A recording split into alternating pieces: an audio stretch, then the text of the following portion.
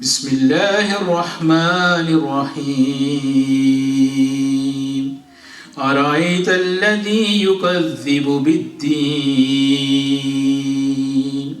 فذلك الذي يدعو اليتيم ولا يحض على طعام المسكين فويل للمصلين الذين هم عن صلاتهم ساهون